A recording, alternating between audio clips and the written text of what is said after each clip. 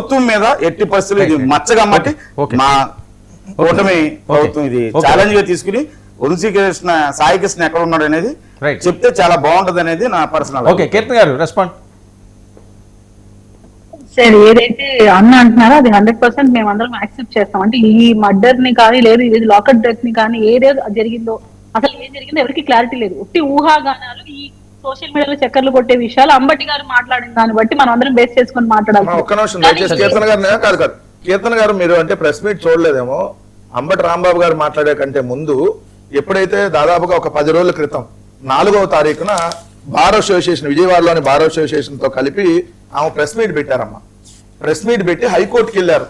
హైకోర్టుకి ఏమని వెళ్ళారు, నా కొడుకు బతికుంటే ఎక్కడున్నారో చూపించండి, లేదంటే చనిపోతే శవానన్నా చూపించండి, లేదంటే దాన్ని కూడా పూర్తి చేశారు, శవాన్ని కూడా కాల్ చేశారంటే కనీసం ఆ బోర్డు తీస్తే నేను వెళ్ళి కృష్ణానదిలో కలుపుకుంటా అని అడిగారు.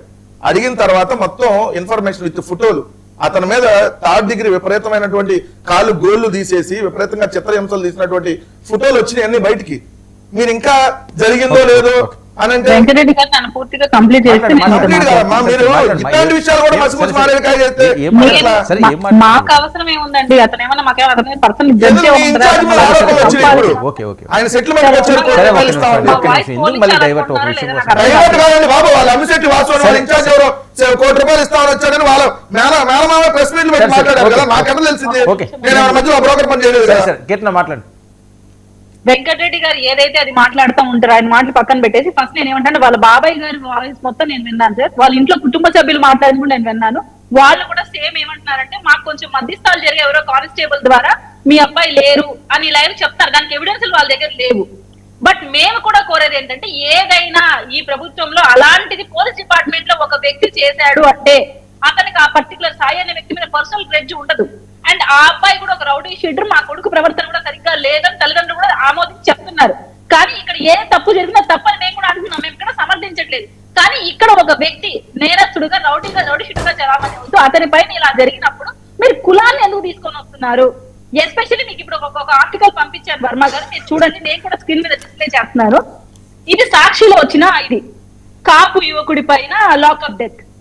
కులం ఎందుకు వచ్చింది? అమ్మా దళిత డాక్టర్ సుధాకర్, మరి దళిత డాక్టర్ అని మీరే కదమ్మా చించుకొని గొంతు చించుకొని డిబేట్ లో చెప్పింది. ఆ రోజు క్యాస్ట్ ఎట్లా వచ్చింది? మనం చెప్పినప్పుడు నీతి వాక్యాలు కుదరదు కదా. మనం ఆ రోజు మీరు మాట్లాడుతున్నప్పుడు మిథున్ రెడ్డి అరెస్టు రెడ్డి అని లిక్కర్ కేసులో అవినీతి సొమ్ము తన్నాడు ఒక రెడ్డి అని ఎందుకు మీరు వేయలేకపోతున్నారు? ఒక ఇలాంటి వ్యక్తుల విషయంలో ఎందుకు కూటమిలో ఇలా కాపు నేతలను తీసుకుని ఎందుకు ఒక చిచ్చు పెట్టాలని వెంకటరెడ్డి గారు కొట్టించుకోండి మీ ఇష్టం. సీఎం గారు యాక్షన్ తీసుకున్నారు, ఎంక్వైరీ వేశారు, లా అండ్ ఆర్డర్ గురించి పరిశీలిస్తున్నారు. అతన్ని కూడా ఇప్పుడు ఎవరైతే ఈసీఐ ఉన్నారో అతన్ని పంపించారు, సస్పెండ్ చేస్తున్నారు. ప్రతి ఒక్కటి కరెక్ట్ గా జరుగుతున్నప్పుడు మీరు కూటమిని ఎలా వ్యతిరేకించి మాట్లాడతారు? ప్రభుత్వం మీద నిందలేస్తారు.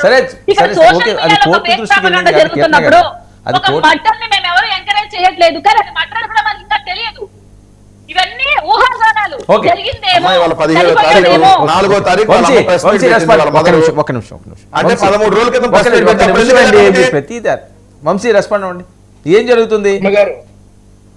వర్మ గారు తాజా ఇందాక బుజ్జన్న చెప్పింది విన్నాను, నిజంగా బాధాకరం, జరగకూడని ఇన్సిడెంట్. ఒకవేళ ఆ యువకుడు చనిపోయాడు అని అంటే గనక అక్కడ ఉన్నటువంటి బాధ్యులైనటువంటి అందరి మీద చర్యలు తీసుకోవడం తప్పకుండా జరుగుతుంది. ఇప్పటికే ఈ విషయంలో ఉన్నటువంటి లేటెస్ట్ అప్డేట్ ఏంటంటే సిఐ నాగరాజు గారిని సస్పెండ్ చేయడం జరిగింది. ఇప్పుడే ఒక 1 అవర్ బ్యాక్ ముఖ్యమంత్రి గారు, ఉప ముఖ్యమంత్రి గారు, డీజీపీ గారు అండ్ ఆల్సో వాళ్ళంతా కూడా సమావేశమై ఇమీడియట్ ఎఫెక్ట్ సిఐ నాగరాజు అనేటటువంటి వ్యక్తిని సస్పెండ్ చేయడం జరిగింది. సిఐ కాదండి, ఎవరున్నా సరే దీని ఎవరున్నా సరే దీని వెనక ఎవరున్నా మా పార్టీ వారున్నా కూడా ఒకవేళ మా పార్టీ వారున్నా కూడా ఎవరున్నా ఒక వ్యక్తిని చంపేటటువంటి హక్కు ఎవరికీ లేదు. ఒక వ్యక్తిని చంపేటటువంటి హక్కు ఎవరికి లేదని చెప్పి చేతులు దుడుపుకుంటే ఇప్పుడు ఒక వ్యక్తి ఒక ప్రభుత్వ ఉద్యోగి అతను చంపేస్తే నేను ఉద్యోగం నుంచి తీసేసామంటే